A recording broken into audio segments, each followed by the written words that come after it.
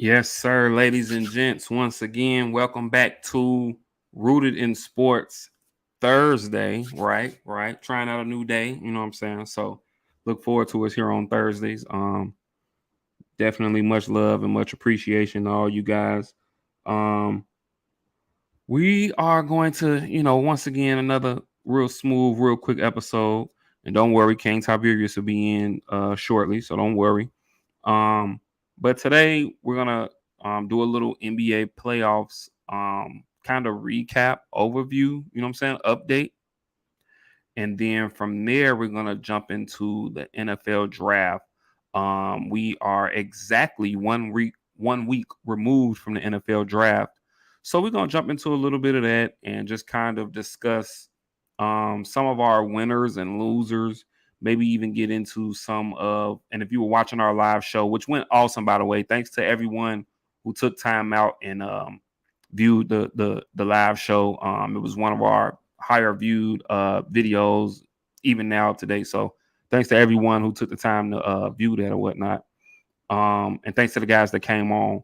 But it was a really we did the first round, really great first round. Some really good picks. Some guys fell, some questionable picks. But we're gonna get into all of that really, really soon here. So thanks for you guys for tuning in. And yeah, man, let's get to work. So let's hit the intro.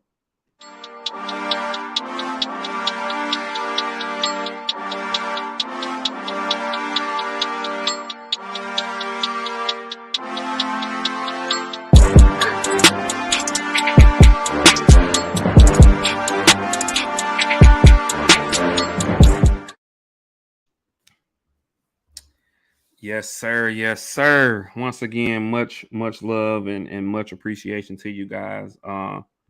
Real smooth, real quick episode we're gonna get into for you guys today. Like I said, a little NBA playoffs update, and then winners and losers, maybe steals in the draft and or questionable draft picks. So we definitely gonna get into all that today. But we're gonna start off with a little NBA. We're into the second round now. I believe each series has played at least um each series after tonight, after the Lakers and Warriors play tonight, each second round series would have played at least two games. um and I guess I'll just kind of go backwards. I guess I'll start with this Philly Boston series since they just played last night. Boston did end up evening up the series at 1-1 with a huge victory over Philadelphia last night. It was 121 to 87.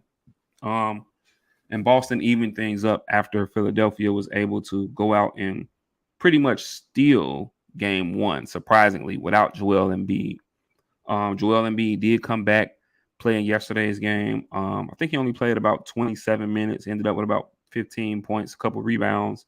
Um, he was blocking all kinds of shots in the first half. I think he had about 5 or 6 blocks in the first half alone. Just looking at him, I mean, you can tell he's still not quite 100%. I had a few guys ask me, would I have rested him yesterday, seeing how Philadelphia did take game one? And I told him from my point of view, I'm not one to do that. I think that if Joel Embiid was healthy, if he couldn't do any more harm to himself, if he was healthy, I think you trot him out there. Um, Momentum is huge in every sport, but especially in the NBA.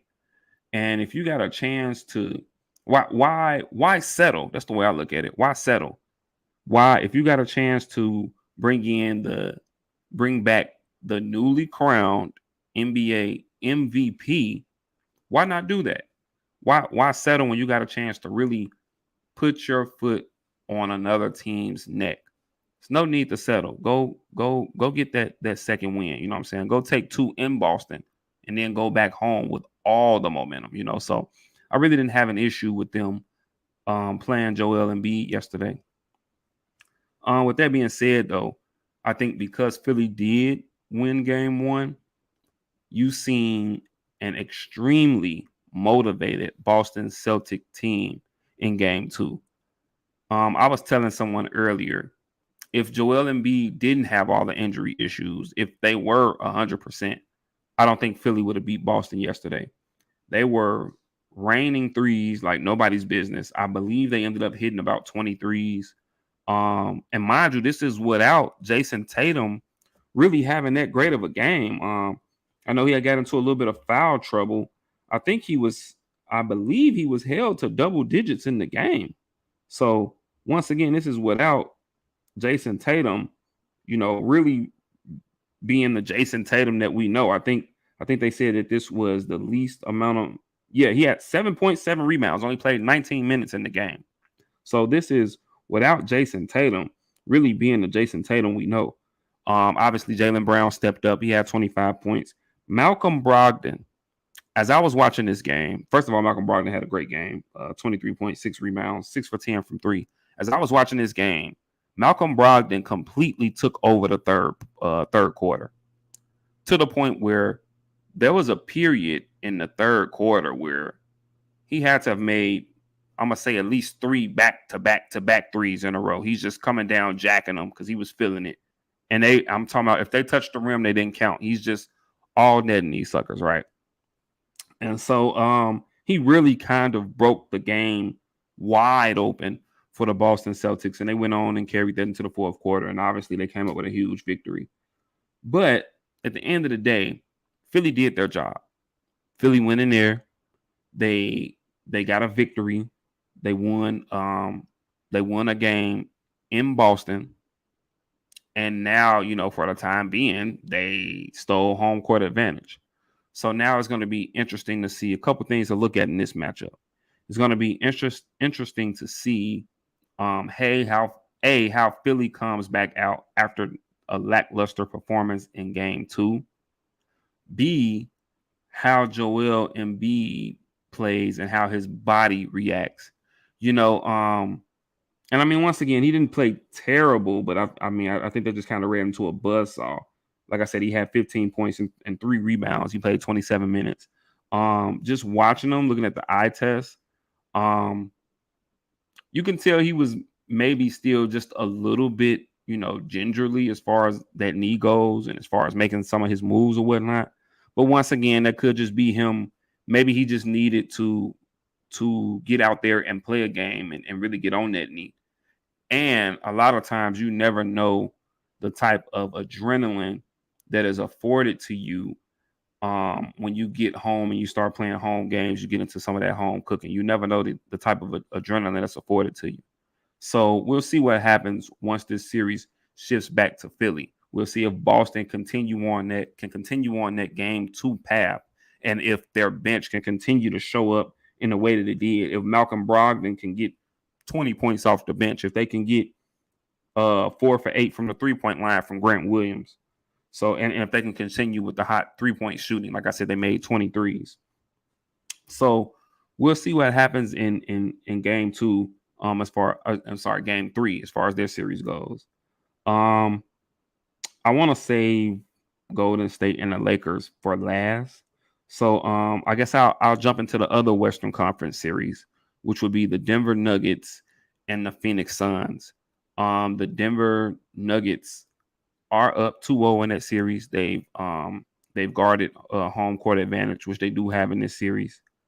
I believe they play again on Saturday, either tomorrow or Saturday. I think they play again on Saturday. But either way, I'm gonna start on Phoenix side here because I have a few things to say. Phoenix, which is a team, I believe I actually picked them to get to the finals. I actually picked Milwaukee and Phoenix to be in the finals, and Milwaukee to win the championship. Shows what I know, right? But once again, injuries are starting to rear their ugly head in this playoff series. So now you got Chris Paul, who by all reports they say will probably be out at least games 3 through 5 with, I believe, a pulled groin or whatever. But they say they'll probably reevaluate him in the week. So best case scenario, he's back in a week. looking at this series, it was going to be a struggle already for Phoenix to beat this Denver team at full strength. Without Chris Paul, now you're slipping Cameron Payne, who I believe just got back himself. Now you're slipping Cameron Payne into that starting lineup, and you're taking away a player off of an already depleted bench that the Phoenix Suns have, because that's one of their biggest issues. They are not a deep team whatsoever. They're not deep at all. The Phoenix Suns are in grave danger. I'm not going to venture out and say that this series is over. And the reason I'm not going to say that is because at the end of the day, you still got two of the best scorers in this game in Devin Booker and Kevin Durant. And they are heading back home. So who knows how they may be able to feed off of that hometown crowd. But with that being said, they are in some trouble. Okay. Okay, a few things that I'm noticing, and it seems like I'm kind of honing in on the Phoenix Suns, but just a few things that I'm noticing. They play a ton of one-on-one basketball. Like, there's no ball movement. And when I say one-on-one basketball, a lot of that consists of Devin Booker bringing the ball up, or them getting the ball to Devin Booker out on the wing, and Devin Booker's just going for what he knows. And, I mean, he's a very capable scorer. Don't get me wrong. I mean, he's a 30-point scorer. I think he's averaging about 30 or so in this series. But, I mean, they're just playing one-on-one basketball, and that really, really sucks. They need to figure out a way to really get the ball moving around and really get some movement and really get a little more involved, a little more intricate with their offense. I think that they need to get Kevin Durant the ball a little bit more. It almost seems to me like they have just reduced Kevin Durant almost to just a spot-up shooter. And by the time they really try to get Durant the ball, in spaces or, in that mid-range area or whatever, they're already down. They're already kind of behind. They're already fighting back from behind. So it gets a little tricky when you get there.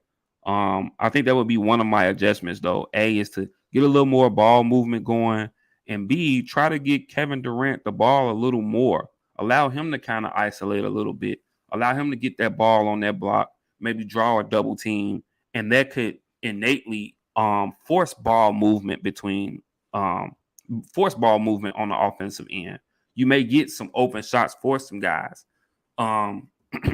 Guys like, obviously, Cameron Payne, but guys like Okogie, Torrey Craig, these DeAndre Ayton, like, these guys are really going to have to step their game up. In game 3, they're going to need not just any double-double. They're going to need like a 25 and 15 game or something from DeAndre Ayton. On the flip side, they are going to have to try to find an answer for Jokic. I heard someone mention this. I believe it was Shannon Sharp that mentioned this on Undisputed the other day. And I couldn't agree more. I'm not sure why Monty Williams insists on allowing DeAndre Ayton to guard some of these bigs or some of these superstars one-on-one.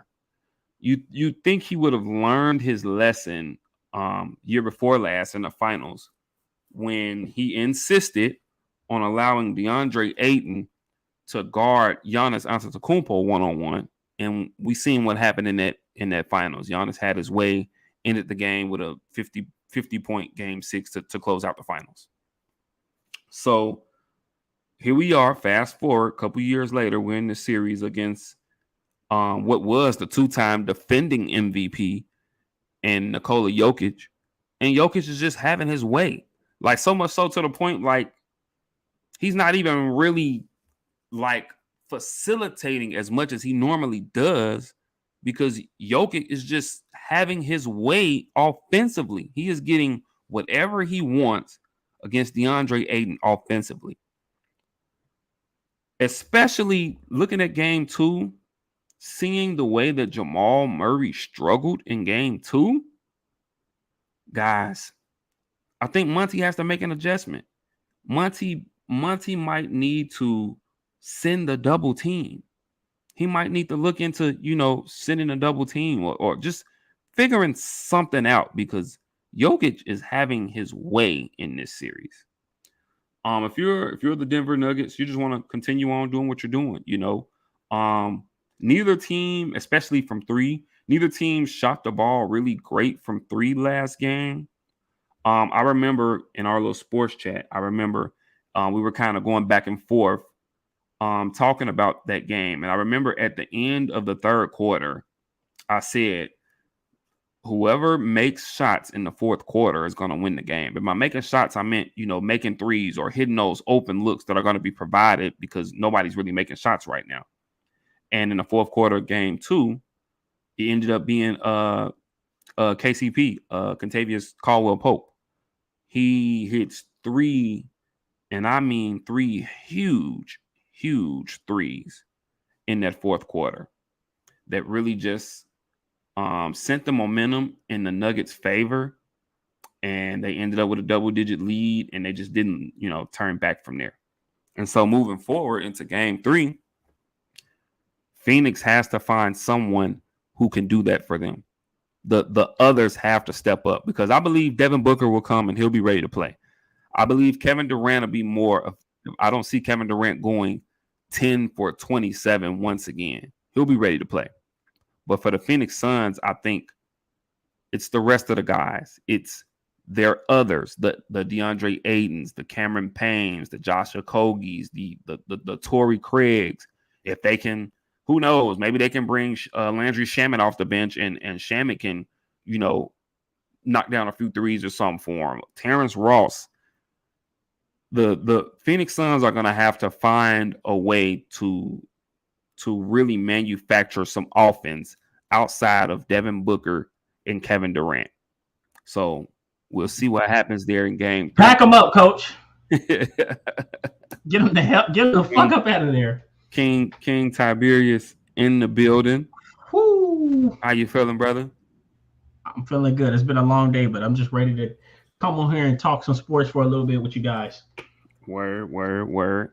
I was just kind of talking about the second round series.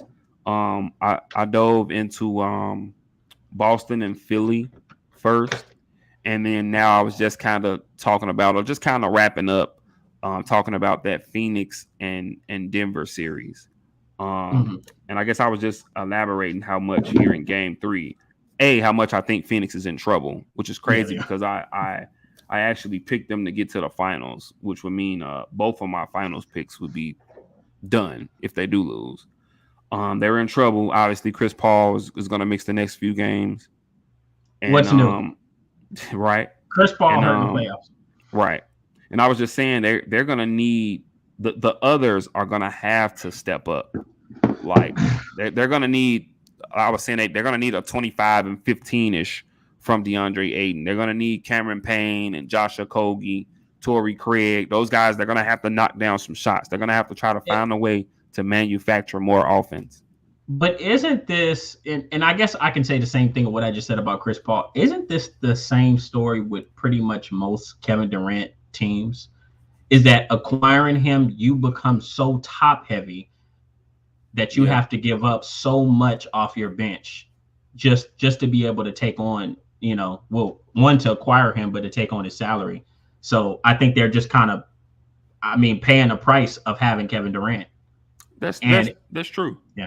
That's very true. And I also have to say, and just a caveat to that, unfortunately, it seems like wherever he's at now, injuries just seem to follow. And if it's not him, it's his other running mates. You know what I'm saying? Like, even in Brooklyn, they could never get him and Harden and Kyrie on the floor at the same time, for a substantial amount of time. And then, then you couldn't get him and Kyrie on the floor, for the same time at the same time for a substantial amount of time, you know. And now here, you know, at the most inopportune time, your floor leader, your floor general, your starting point guard. Now he's out of. I mean, they say they'll reevaluate him in a week. So best case scenario, he's out for a week. They're already down 2-0. The series might not even make it that far. I don't think it is. I think they're gonna go ahead and pack him up. I don't know. I mean, I don't want to say that yet, just because they do still have two of the most phenomenal scorers in the league. You know, we've seen Kevin Durant go for 50 in the playoffs. We've seen Devin Booker go for 70 before. You know, so I mean, I don't want to say it's over, but it's looking pretty grim. Is it fair to say, and this is a question for you, is it fair to say that this is good a shot that we've seen Denver ever have? And like they have a legitimate shot. If we look at the road ahead, you know, Milwaukee's going, which I think, let's say Denver makes the finals, I think Milwaukee would have been a terrible matchup for them. Oh yeah. Is it fair to say that the road is pretty much open ahead for Denver to go ahead and get a championship? Okay, I'll say this. I do think that this is probably the most well-rounded team that Denver has had maybe in a few years. And that includes, because in the bubble they got to the Western Conference Finals. So that would include that team. Now, I'm not sure that they have that Jamal Murray. And that in did turn, did they make it to the Western Conference Finals, or was it the semis? No, in the bubble. In the bubble, yeah, because they came back from 3-1 twice. Okay. They came back. They were down 3-1 to Utah and came back. And they were down 3-1. I know they came back 3-1 from Utah. And was it the Clippers? Did they come back 3-1 from I think they came back 3-1 on the Clippers. I believe. But either way, I believe they were in the Western Conference Finals that year, and they lost to the Lakers, obviously. But I think this may be their most well-rounded team. However, they don't necessarily. I'm not sure they have that Jamal Murray yet. If they could somehow, if Jamal Murray could somehow consistently get back to that form, now things could get very interesting. Here's the thing. I guess I just look at it because Jokic is such a great player that he has vastly more support than what he's had the past 2 seasons. Yeah, I agree with that. Yeah. So I think that is, I have so much confidence in what Jokic could do that if you give him above average, or a serviceable supporting cast, or a serviceable number 2 and 3 option, that he has it in him to get to a finals. Maybe not win it, but at least get to a finals. But I think it's going to depend on. But here's the thing: I think it's going to depend on matchups, though. I think matchups will play a big part. Yeah, it does. And as much as I do like this Denver team, I think the winner of the Golden State Lakers series will probably get to the finals unless Phoenix can come back and win. Because look, I'll say this: I think that the Lakers are a horrible matchup for Denver. Oh, I agree. I think as a matter of fact, I think Golden State is a better matchup for Denver because we saw how close it was last year. Yeah. It is crazy enough, and they have the worst luck playing Golden State, but I still think that Golden State is probably the better matchup for them, especially if Anthony Davis plays the way he played in Game 1 against Golden State. Like it's just a horrible matchup. I think it's a horrible matchup for Denver. But yeah, I just don't. I don't know. Like I said, if I could be confident that Jamal Murray was all the way back, I mean, just look at this series alone. What he had that huge Game 1, and then just in Game 2, I mean, did he score 10 points? I don't think he had 10 points. Like he vastly struggled in that game too. There, so I mean, if you telling me that we'll have a consistent Jamal Murray similar to what we seen before his injuries, okay, hey, look then you out, buy all bets in. are off. Yeah, all bets are off. But I mean, when you look at the surrounding cast, I mean, Aaron Gordon's playing well, and Yes. KCP, Michael Porter Jr. I mean, he can get hot. I think this is probably as deep a team as Denver's had over the last few years. So, and they got some experienced guys coming off the bench with Jeff Green and them. I mean, with that being said, I just don't think. I don't think they can in a 7-game series. I don't think they would beat the Lakers or Golden State. I think they could beat Golden State.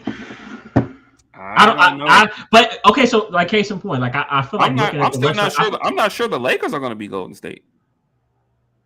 Like, I think that's a 7-game series, and I think it is too. But I also believe that, like looking at the Western Conference, I was talking about this earlier. It's so matchup based. Like, I don't feel like there's just any one super dominant team. It's just so matchup based. It is. Like, I honestly think the Kings would have been a worse draw for the Lakers than Golden State.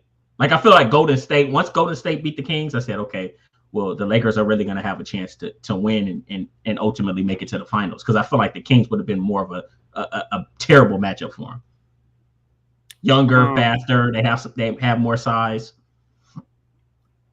I mean, but the way, like, and I don't want to go too far back, but I was really surprised at how poorly Sabonis played in that series, though.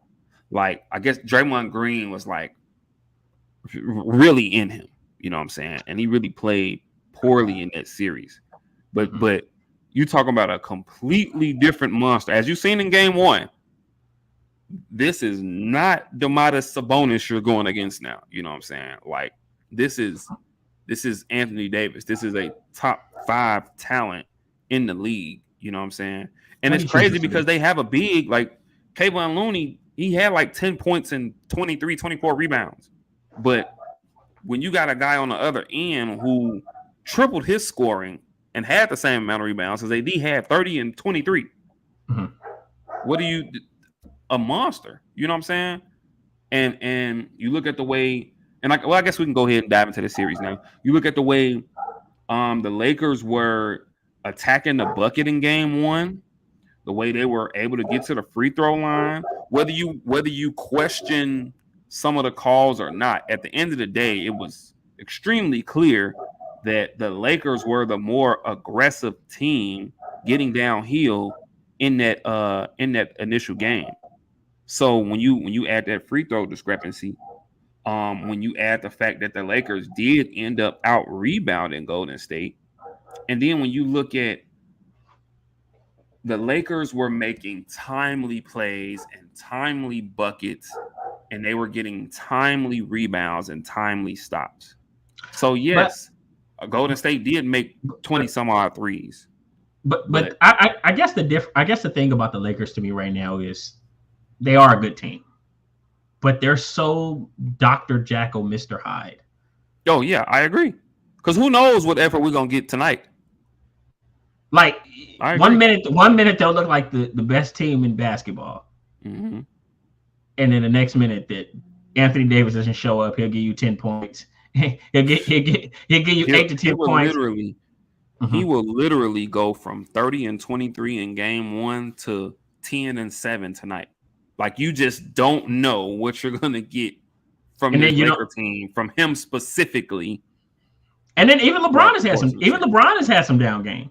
He has, but even a down game for LeBron, it's still you'll still see him at some point in the game. At some point in a game, you're gonna see him at least be aggressive. You're gonna see him at least, he might have a down game, but he'll be shooting shots. It's almost like sometimes I wonder, is AD is he healthy? Because you'll get your game like the other night when he's getting after it, and then you'll get games where it's just like he just doesn't want to be involved in the flow of the offense. And so it's just like, bro, like what's really good? What's going on? And we'll see what happens tonight, you know. Yeah. I do think as far as the Lakers go, I do think that what you've seen is a little bit of an anomaly. Right. I don't think that the free throw discrepancy will be as huge in these games moving forward. And what was the differential again? What was it? 20? Was it 23 and 6? I know Golden State only shot 6 free throws the entire game. They hit 5. The Lakers shot, I think I want to say they were like 20 for 25 or something, or 23 for 27, something like that. Huge discrepancy. I think it was over a 20 free throw discrepancy, whatever. And then they still kind of barely they won the rebound battle as well. And that's what I was going to get to. It ends up being a close game because the Lakers might want to figure something out as far as guarding the 3. Like it looks like the Lakers were playing drop coverage, and it almost cost them because Golden State almost came back and won this game, you know. And then real quickly before we move on to the last series, real quick, I just want to say that other than maybe him as the ball is being rotated, maybe him taking a step in and getting a slightly closer shot, I had no problem with the shot Jordan Poole took. Right. The man had been playing well throughout the game. He had made 6 threes in the game. Okay. He had just made a huge 3, maybe 2 or 3 possessions prior. And that's a shot that we've seen him make. Right. Now, obviously, I mean, clearly, if you could get that shot for Steph or for Clay, obviously you want ideally one of those guys. Yeah. But they're expecting that. But yeah, and you see they immediately, when he crossed half court, they sent the double team to Steph. You're right. He rotated to Draymond, who immediately rotated to Jordan Poole. And it was it was far. It was about 28 feet, but it was an open look. It was a shot that we've seen Jordan Poole make. And it was in a game where he had been playing really well. So other than, like I said, maybe he could have, as he's seeing the ball being swung, maybe he could have took one more step in. But other than that, I had no issue with the shot that he took. Just being honest. And so I would say some of the biggest things I get from game 1 was that there were a lot of minor discrepancies or small mistakes or kind of one-offs from the Warriors that we kind of feel like they're not going to continue moving forward, that the series is going to get more competitive, and you'll see Golden State kind of play more to their experience, right, and some of the things that we've seen them do in the past. I want to speak about Andrew Wiggins because I feel like he's the true X factor for the Warriors because he didn't play very well in game 1. What do you think they need from him for them to really? Because I know you talked about that they need to do more guarding from 3. But I was gonna say I think this is one of those series where whatever you get from Andrew Wiggins will be kind of just a plus. And the reason I say that is because he's going to have his hands full all series because he's probably going to be the primary guy guarding LeBron. Facts. So he's going to have his hands full this entire series. So if you look up and you get a 20-point game from Andrew Wiggins, that's count it a blessing. Count it a plus, yeah. Because he's going to have his hands full this entire series, you know. So and I mean they'll spot him, you know. They have Gary Payton II as well. You know, you'll see moments where, you know, Draymond Green might take a spell on him. Like they'll spot some other guys, you know, a spell or two on LeBron. But Andrew Wiggins, when he's in the game, when both of them are in the game, he's gonna be the guy that's primarily guarding LeBron. And that might take away from him offensively. So okay, fair enough. Hey, it is what it is with that. But really quickly, I wanted to kind of talk a little bit about the final series I haven't talked about, which is Miami and the New York Knicks. And let me just say that for me, this is like some legit nostalgia because for any of our younger viewers. Mm-hmm. New York Knicks, Miami Heat, back in the day, back in mid to late 90s, like this was a rivalry. This used to be a battle. We're going back to the Alonzo Mourning, Tim Hardaway, Jamal Mashburn Heat, and then you got your Patrick Ewing, your Allen Houston, your Latrell Sprewell, Larry Johnson Knicks, talking Pat Riley coaching Miami and Jeff Van Gundy, the same Jeff Van Gundy who's commentating games now used to be the coach of that very Knicks team, a team who previous to that, Pat Riley was a coach for that Knicks team. So it was just so much embroiled in that. And to see these two teams now, it's just a little bit of nostalgia. This is another series where injuries are rearing their ugly head. Obviously, Jimmy Butler's banged up. I don't think he played last game. Jalen Brunson's banged up. We already know Miami's without Tyler Hero. Julius Randle's been banged up, although he did tough it out last game. This is another game where injuries are going to be something to look out for. But with that being said, like, this is such an evenly matched series. Like, I really can't call who's going to win this series. This is such an evenly matched series. I think that you're going to see some ugly games in this series. I mean, some 90, 94, 91 games in this series. Like, it's going to be an old kind of back to some tough physical basketball play. That's what I think you're going to get in this series. Is it fair to say, and when I seen this matchup, the first thing I thought was neither one of these teams are going to go to the finals, but they're going to give us some good basketball. Oh yeah, that was my thought. That was my thought process. Like call a spade a spade. I think the majority of analysts didn't see either of these teams winning their first round series. Right. I think obviously everyone everyone picked, had Milwaukee beating Miami. And I think the majority of people, seeing how the Cavaliers had home court advantage, I think the majority of people seen the Cavaliers being able to defeat the Knicks. But hey, they go down in 5. Jalen Brunson, time after time, he's really proven that 100 and I believe it was 4 for 1-on-4 or whatever. He's still underpaid. Was a deal, yeah.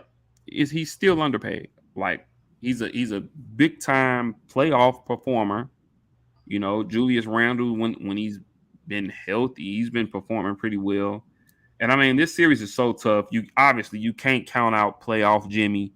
Like, playoff Jimmy is a real thing. He is legitimately one of the best playoff performers in NBA history. And as I said in the chat, and people don't give him enough credit, Eric Spoelstra is one of the best basketball coaches in history. Ever. He's a top 15, and I think they named him to that all 15 list a couple years ago. He's a top 10 to 15 coach in NBA history. Like, people need to put some respect on his name. Seriously.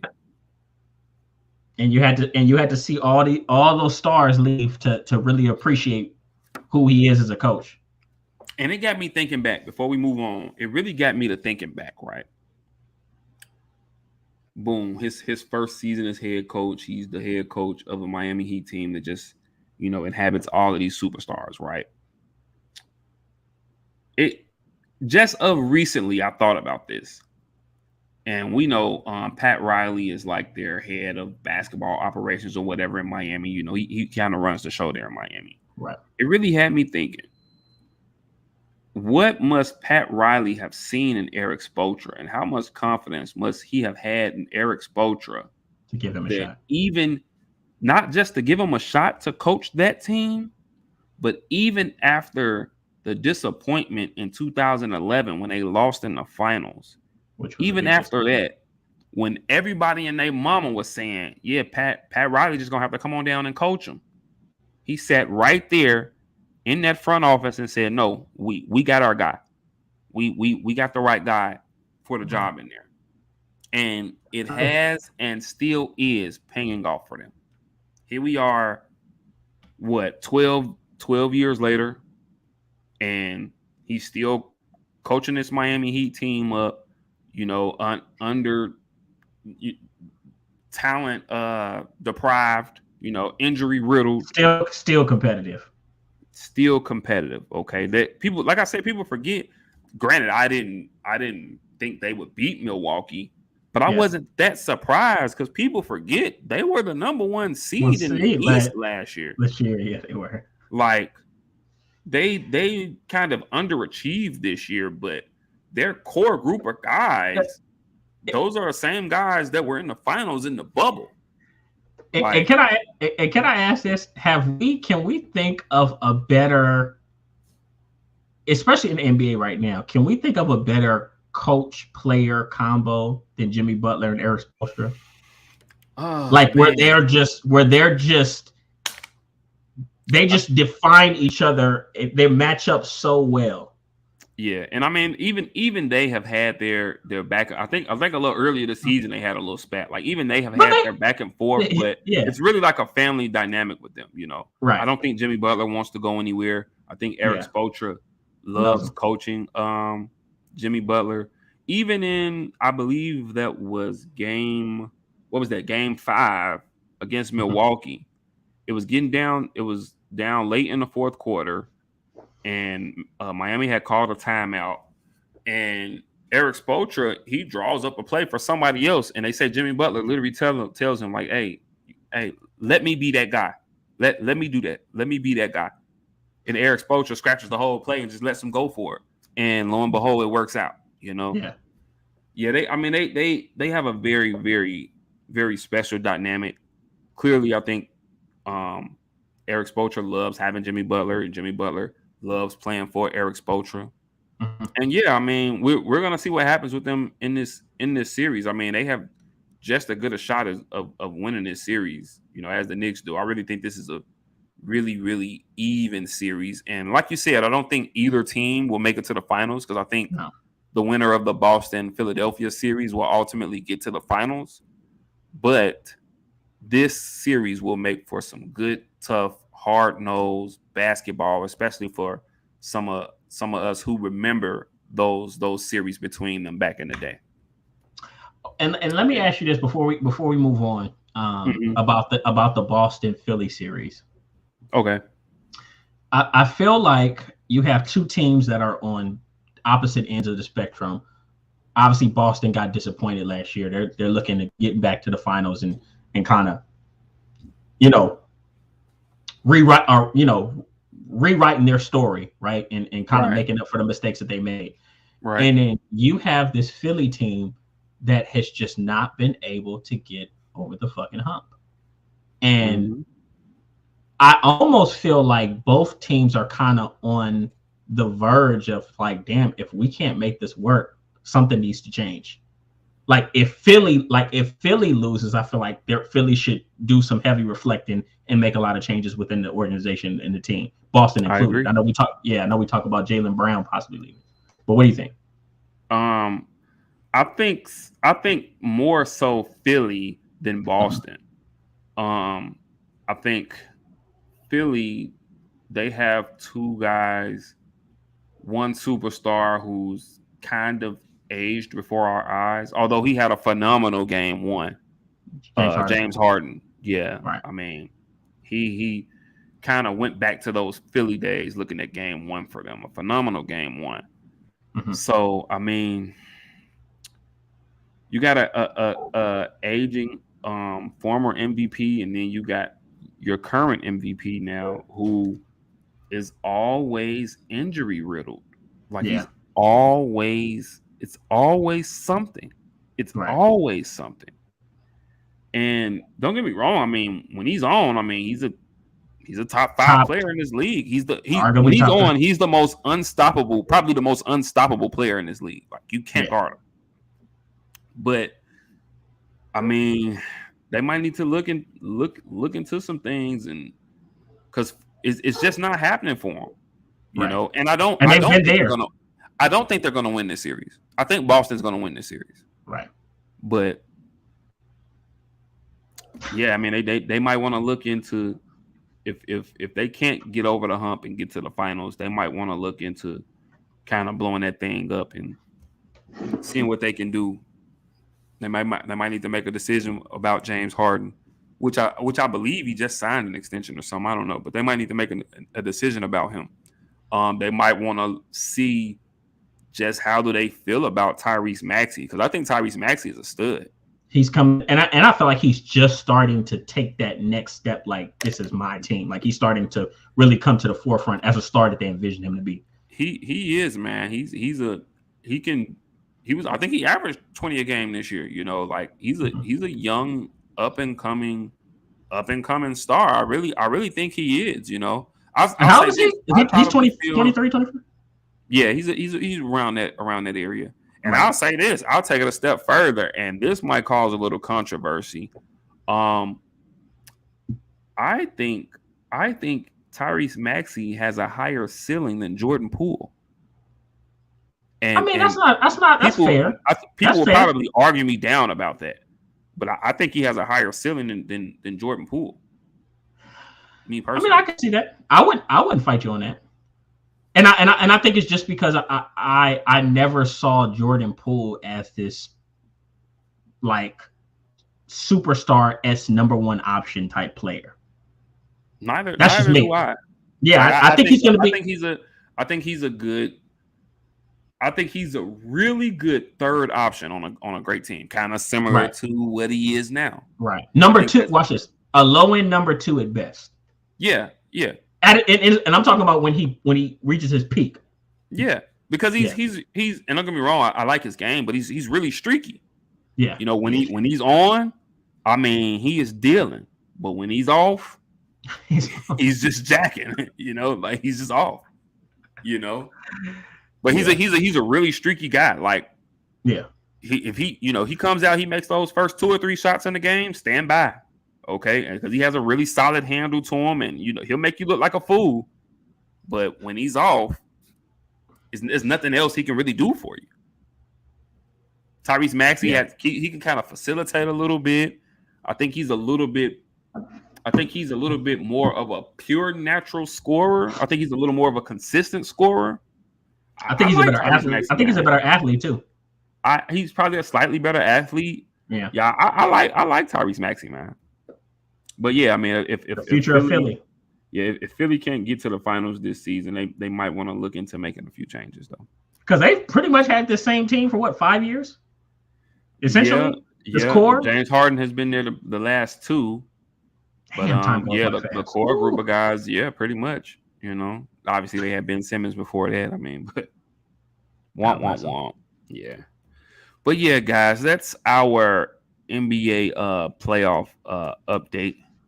But as I said earlier, we are exactly 1 week removed to the day, 1 week removed from the NFL draft. And I said it earlier, but I have to say again, man, huge thank you to everyone who tuned in and everyone who's going to tune in still.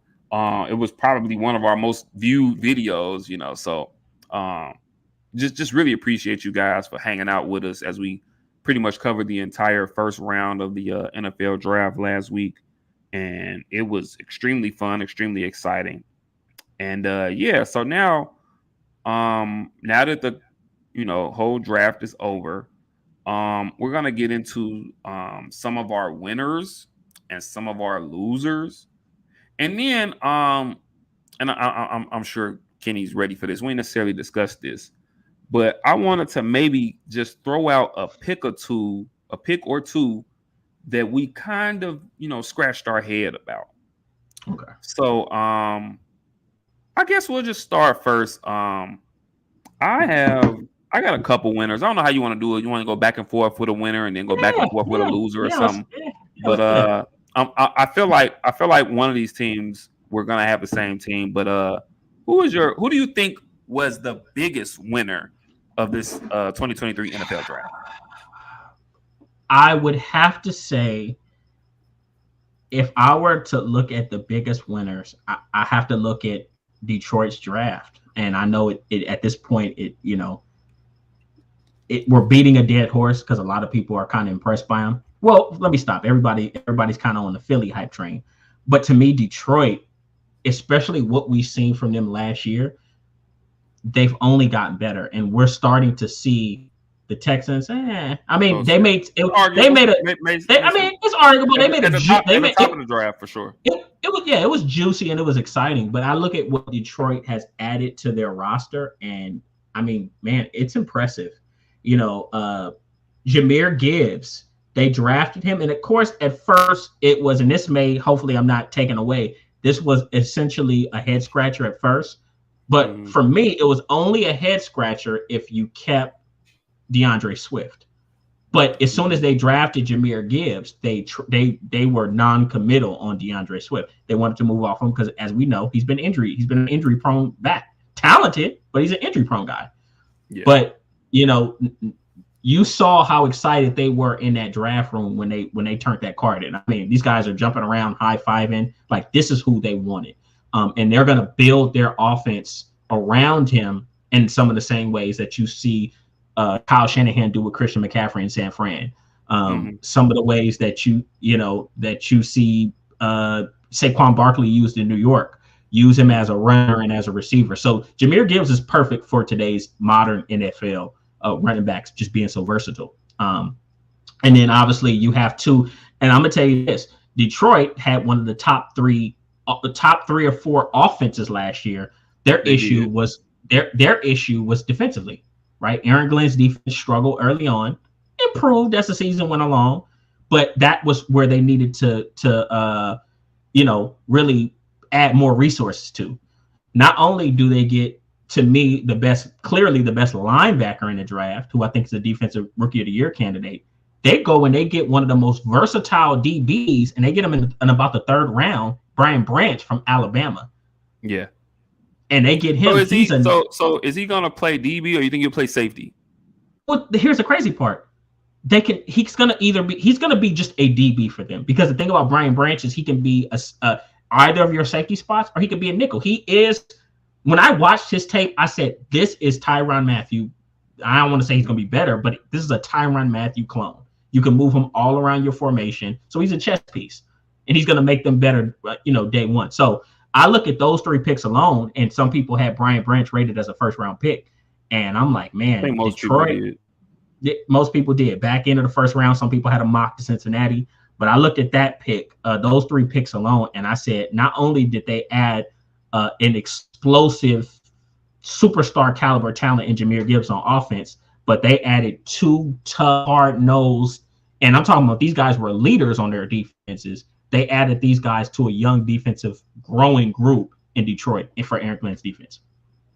Okay. I'm gonna get back to Detroit a little later. Because we I guess I kind of pushed back on that a little bit, but I'll get to that a little later, and you'll see why. You'll see what I mean. For me, and you might hate this, my biggest winner of the draft was the Philadelphia Eagles. Okay, well, I won't fight you on it. I feel like, to me, they made the move up. I think one spot with the Bears from 10 to 9. They made the move up one spot, and I think they made the single best pick of this draft. I think they were Jalen Carter. Them being able to get Jalen Carter, a guy who was the best player on a lot of people's draft boards. Now I know, obviously, coupled with some of the off the field issues he had, I know they also said that he looked a little out of shape. He didn't necessarily look too well. Yeah, at his pro day. But I think if there was a perfect situation for him to come into the league and go to, I think this Philadelphia Eagle team would be that situation. There's to have a guy like Fletcher Cox there, a veteran guy there, who can really kind of be a mentor for him, and just to go into that culture, to go to a team who is your NFC champion team, a year removed from the Super Bowl, to go into that culture and to just be surrounded by those type of veterans in the locker room, I think that'll definitely pay dividends for them. And then I think Philly set themselves up with the defensive line for the future for themselves, especially with getting him this year, getting Jordan Davis last year. They did. And then they came back. They got they got Nolan. You should really call them the Philadelphia Bulldogs, okay? Because they got Jalen Carter. They went and got Nolan Smith with the 30th overall pick. They got the cornerback Kelee Ringo later on. So who I think, and I will give you this. I actually think Kelee Ringo is their second best pick of this draft. I can see that. Kelee Ringo is actually really good. People have questions, I guess, about his speed and things of that nature. But Kelee Ringo was a first round pick to me, right? And then you go and you get him in the 4th round. To me, and I'm not mad at the pick. I mean, you go off your board, and the guy has some talent, and there's some developmental things. But especially me, because I love watching pass rushers. I don't get the Nolan Smith hype. I don't see elite player. I see elite athlete that still needs to grow in some areas, but I don't see that as like a home run pick for them. But because they have Hassan Reddick in place and they have some of those veteran guys, I think it can pay dividends for him 2 to 3 years down the line. But he could very easily be a bust because, to me, I mean, you look at his production in college. He wasn't a wildly productive guy. He didn't rush the passer great. And you had a guy, people are talking about his athleticism, but you had a guy in Trayvon Walker who went number 1 last year, who was a better athlete and a bigger kid. And I think he had 3 sacks on the year. He was one of the most average pass rushers in the league. So I don't know. I'm not big on Nolan Smith. I think he's a little overrated. I think you kind of walked me right into my point that I think they made a lot of draft picks to kind of mirror the type of defense that they have now. When you talk about the Jalen Carter and how they, obviously they're replacing Hargrave, and how they still have a guy like Fletcher Cox there to kind of be that mentor. When you make the comparison between Nolan Smith and Hassan Reddick, when you look at Ringo, and obviously they have Bradbury and they got big play Slay. They got these veteran guys who can really be mentors to these younger guys who ultimately are going to be the future of this Philadelphia Eagle team. And so that's why I really, really, really liked what they did in the draft, man. I thought they made the single best pick of the draft, and I thought that they had probably the best draft last Thursday. Let's see. You got another winner for me? Another winner.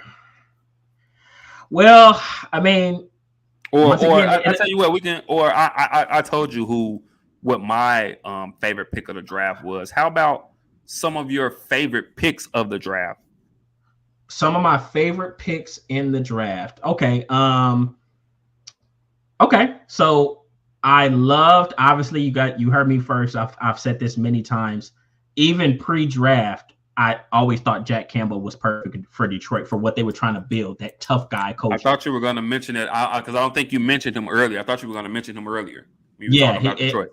Yeah. Perfect player team fit, perfect for Dan Campbell, because once again, you're trying to be a hard-nosed physical football team, and Jack Campbell is the great for a great Iowa defense. He's now people consider him the greatest Iowa linebacker ever, and they put out some really good linebackers. So I look at Jack Campbell, Christian Gonzalez. It's funny. As soon as he started to fall, once he fell out of top 10, that was my second favorite pick of the draft.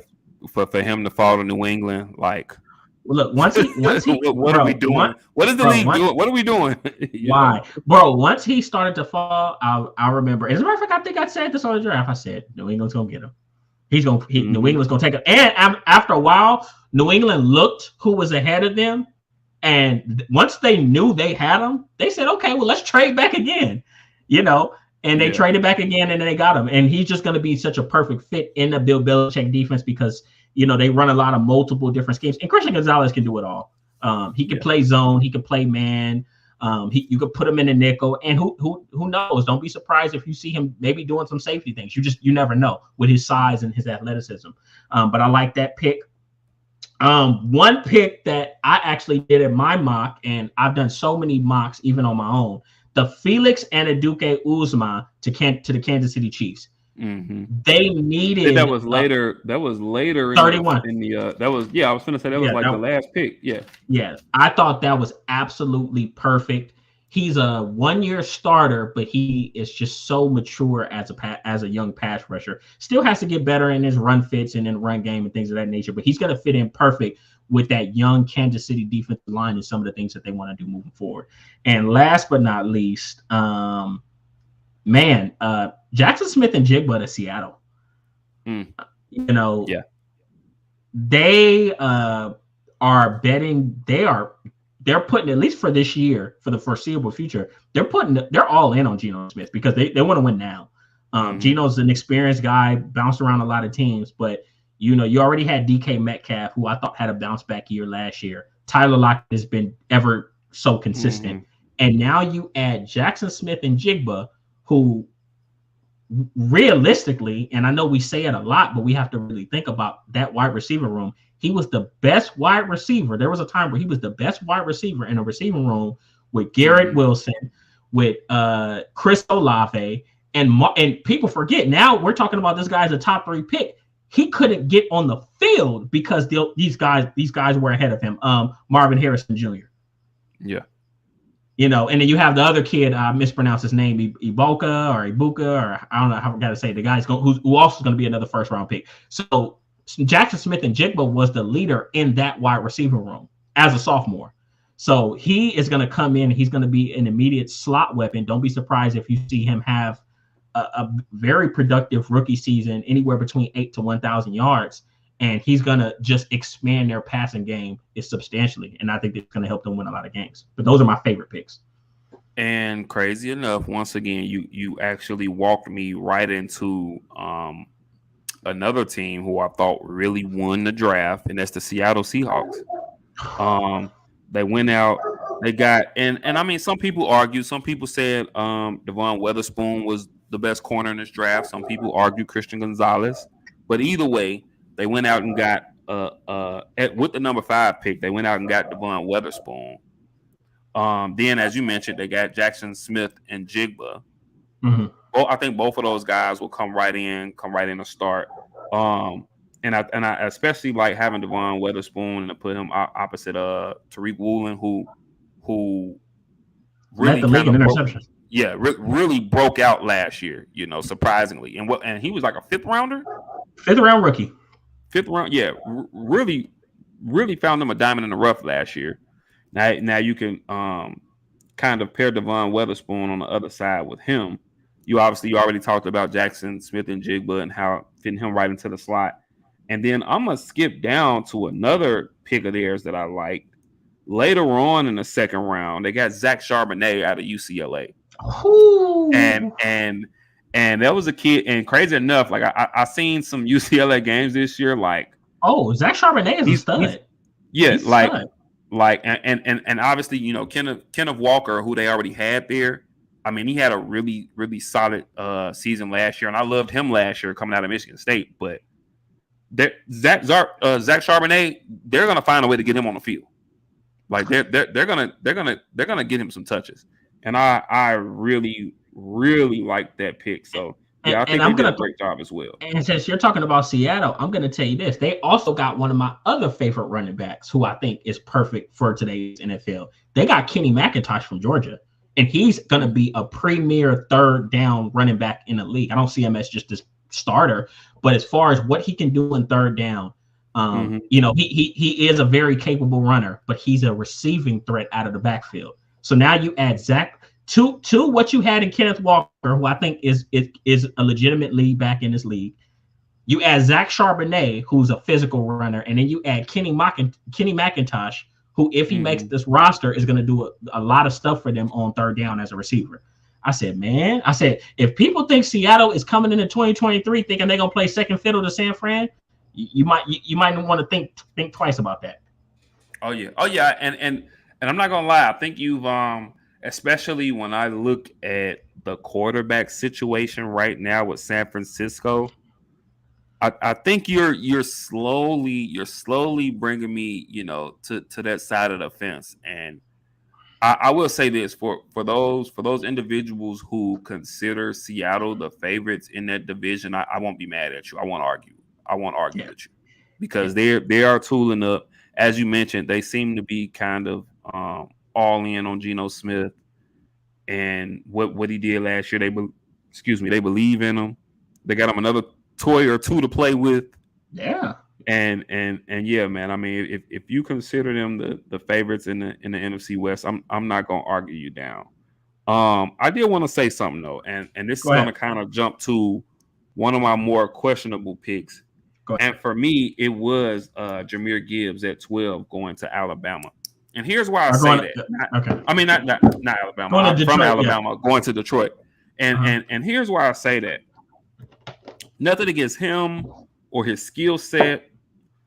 And, and I think you kind of called it during the draft, as we later found out. DeAndre Swift was on the move. He goes to Philadelphia, which I think is a great fit for them. Yet another Georgia Bulldog for them. But here's my thing, and it is not necessarily nothing against Jahmyr Gibbs, because I do think he's a talented kid, but we're just seeing the running back position be truly devalued, True. And I look at this a little differently than I look at Bijan Robinson, who's special, who's just truly special. Then I look at Bijan going to Atlanta, right? I think he went to Atlanta at 8. Yeah, I think I had the wrong team down. But I look at that a little differently than Bijan Robinson going to Atlanta, because granted, okay, they do kind of spot Cordero Patterson some time back there, and then they had Algier, who really he played fairly decent last year, but I think going into this season, like Bijan Robinson, I think he's going to get the bulk of the carries to me.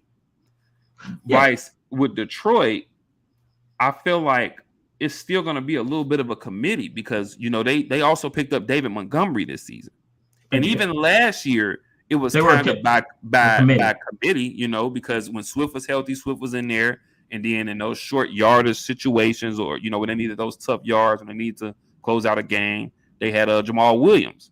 And they still led the league in rushing touchdowns. He was close to leading the league in rushing touchdowns. He led the league in rushing touchdowns.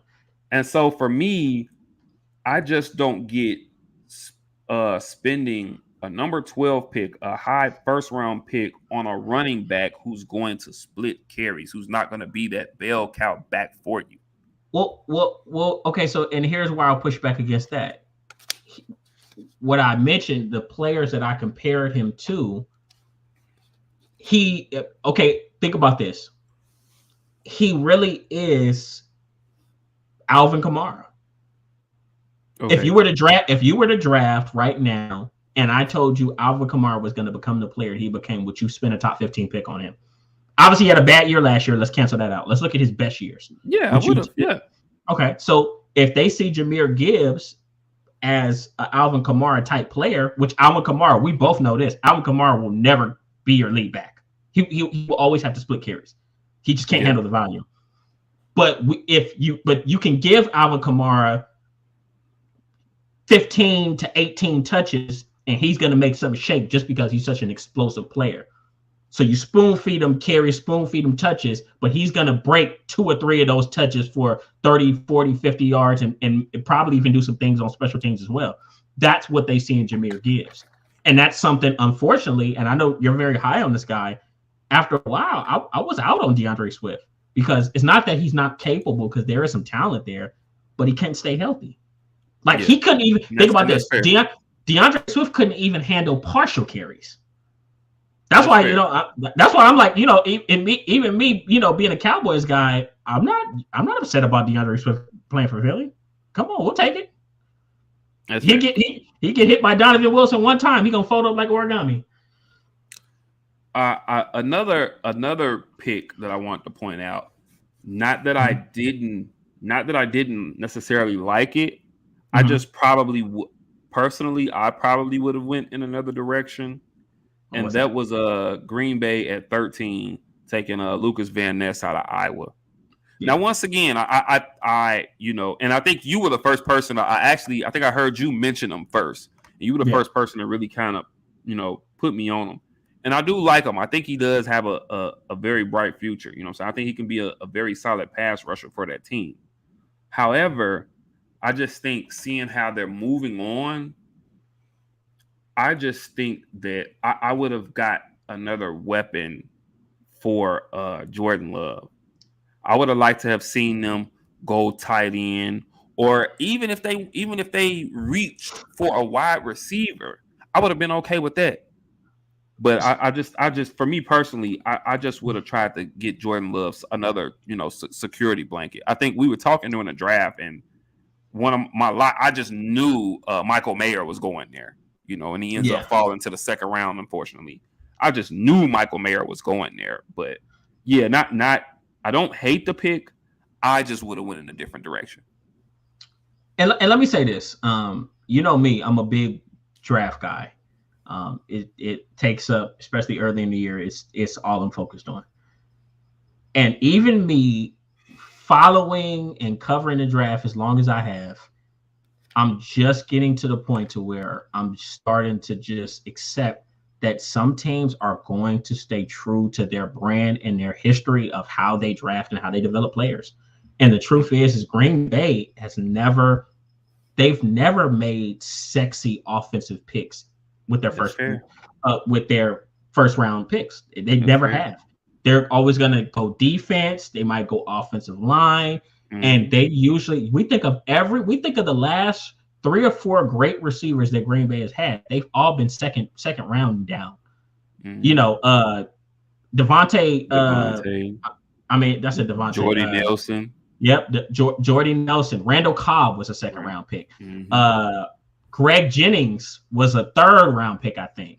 Donald Driver wasn't a 1st round pick. Like, the list goes on and on. They just don't put too much stock in the draft and offensive guys that high when it comes to the 1st round. So Lucas Van Ness, after I got rid of and shook off some of the shock, I had to accept that this is just who Green Bay is. And he actually fits in well with their system and some of the things that they want to do. He's going to be great for them as an interior defensive lineman. And he's just scratching the surface of the player he can be. People forget he didn't even start at Iowa. He was a backup. He was a rotational player. So, and before we get out of here, so you've had a week to really kind of, I already know where you're headed. You've had a week to, really kind of look things over and reassess. During our draft, our 1st round coverage, we kind of seen how you felt about Dallas's 1st round pick taking Mazi Smith, defensive tackle out of Michigan.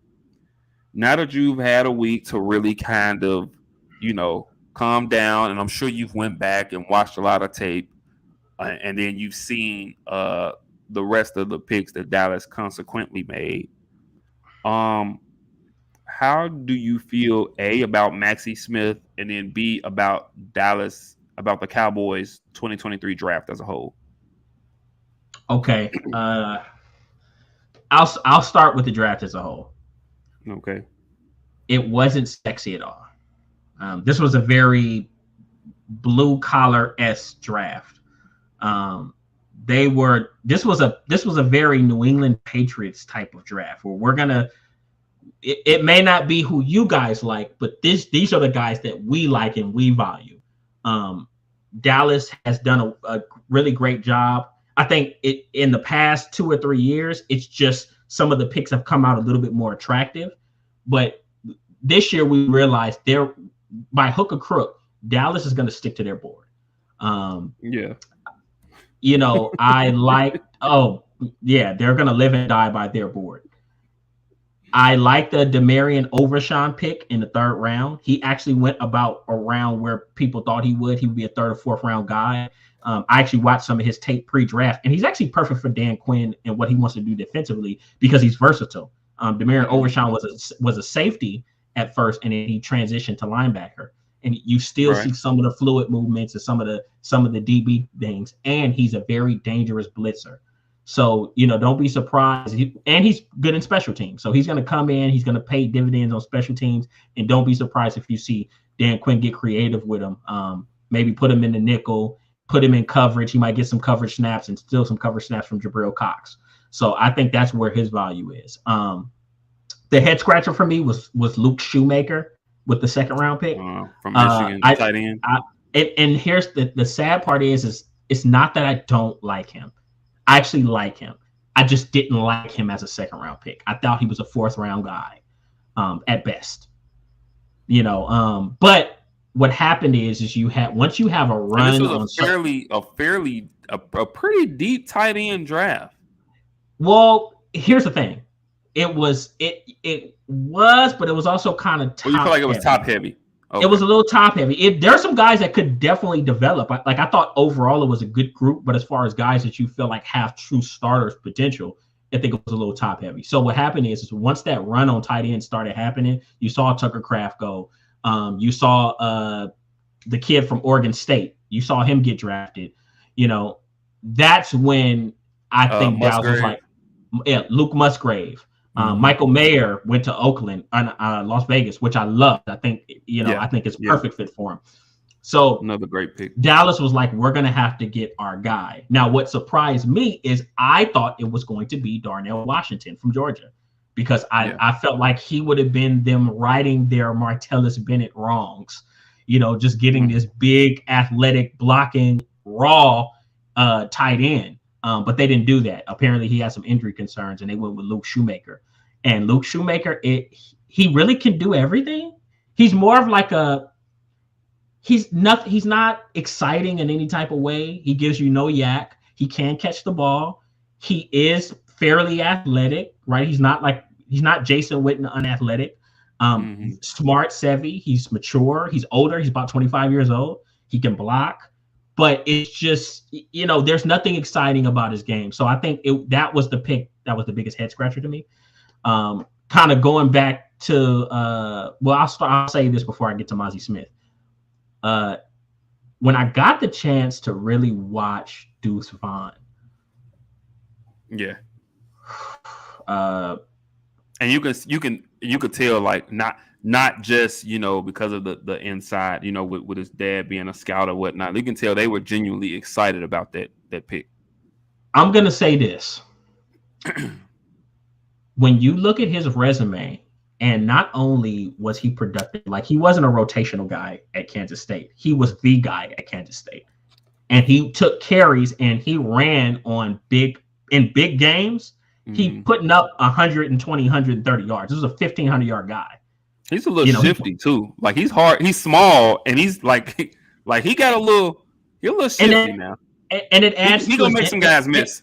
And it adds to his game that he's short because it makes him a hard target to really. He's like a little pinball, and you have to really make sure that you get the right angle and you have good leverage, or he's going to get away from you.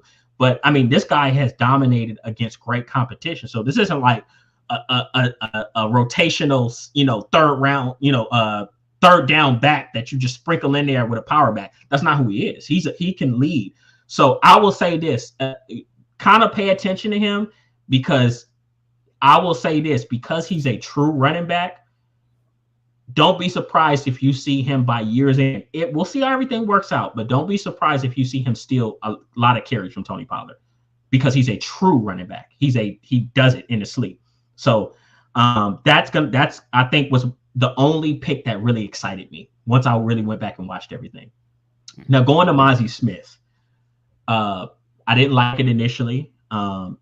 It's not very sexy at all. It's not exciting. And I'll say this: if Dallas had anybody other than Dan Quinn at the helm of that defense, I'd absolutely loathe it and hate it. Mm-hmm. But when I went back and they say Micah Parsons wanted him as well. Micah Parsons requested him. But when I went back and watched more of his tape, I get it. I get it, and I get what Dan Quinn feels like he can turn him into. And this is a guy that, if you watch how Michigan used him, they didn't let him attack. They didn't really let him use his athleticism. They had him doing more two-gap stuff. So, they weren't letting Mozzie Smith loose and shoot gaps and go upfield. He's actually very, very, very athletic. Like, I'm not just saying that. He's athletic for his size. So when I looked at his measurables, I watched his tape. To tell you the truth, if he pans out, if Dan Quinn can get him where he needs to be, he can be a Marcel Darius type of player for Dallas. Like, he has the same measurables, same size, same athleticism. He can be that caliber of player. So you only take Mozzie Smith. First of all, I can say this. At a minimum, he's going to make Dallas better against the run. If he doesn't do anything else, if he doesn't grow, that'll help drastically. That'll help, exactly. So at a minimum, he will improve the run defense. At a maximum, if he does really start to come along and tap into his potential, he can be a Pro Bowl caliber force for Dallas. So it's kind of like I would say a high floor, high ceiling pick. Mm-hmm. So, it wasn't necessarily exciting. Obviously, I wanted Dallas to go offense. I think they missed the mark. They didn't draft a left guard, so that's the hole that they have to fill. But yeah, so I think that is one. I guess they benefit, and I'll say this, and before we get out, we talk about head scratching picks. I I get the intrigue, but Buffalo didn't need a fucking tight end, and you go and you get Dalton Kincaid. Like, no, I'm not mad about that, because I don't, but how does Dalton Kincaid make Buffalo any better than what they've? He's going to make them better. He's going to make some plays, but they didn't need another receiving option. They needed offensive line help. They needed a pass rusher, or they needed a running back. But no, I agree. Yeah, I do agree. So, yep. Well, guys. So, yeah, I was just going to say, there it is. Little NBA playoff update. Our NFL draft winners and losers. Really looking forward to next season to see how some of these young guys pan out. I know they said today Jalen Carter, I guess, was the first rookie to go ahead and sign a deal. So the Eagles ain't playing, man. They really trying to get back there. And yeah, man, it'll be interesting. Couple months. They'll be. You look up, the Hall of Fame game will be here, and then they'll be right into camp and right into the season before we know it, man. Here we are in May already. We're gonna look up August, September will be here, and look, the season's here. The season will be rolling around. The season's basically here, so just get ready for it. And then obviously the NBA playoffs are continuing to roll. I'm gonna probably try to check out this Golden State Lakers game myself right now. 100%. And yeah, man. Once, as always, we want to thank everyone that has tuned in and everyone that will tune in. We'll be right back here next Thursday, same time, 7:30 p.m. Central Standard Time, 5:30 p.m. Pacific Standard Time. Like and subscribe to us at Rooted in Sports on YouTube. Like and subscribe. Just simply at Rooted in Sports. Follow us on Instagram, simply at Rooted in Sports. Give each one of us an individual follow. My Instagram handle is iswan_0623. And then Tiberius, just the way you see it scrolling across the bottom of the screen. Tiberius 519 on Instagram. Obviously, old King Tiberius is constantly dropping us this heat with the Sports Exclusive podcast. This here recent episode was on the decline of the running back, correct? Yeah. The value of the running back. Even though I did it before the draft, and the draft was like, yeah, we're gonna go ahead and try to shit on this real quick. Let's draft two running backs in the top 15. But it's still. I still think it's very applicable to what we're seeing in the league today. Like I said, I told you how I felt about that Jahmyr Gibbs pick, and we'll see what happens with Bijan Robinson. But either way, guys, definitely go like and subscribe to the Sports Exclusive podcast, and go check out this latest episode on the I guess the devaluing or the downfall of the running back position. Yeah, and obviously Saturdays over Twitter Spaces we have the Rooted in Sports community where it legit goes down. So that's every Saturday, 12 p.m. Pacific Standard Time, 2 p.m. Central Standard Time over Twitter Spaces, Rooted in Sports community. And I think that's it. Did I get everything? That's it. You got everything. You hit everything on the head. All right. Well, until next time, until next Thursday, appreciate you guys. Much love. God bless. And we will catch y'all next week. See you next time.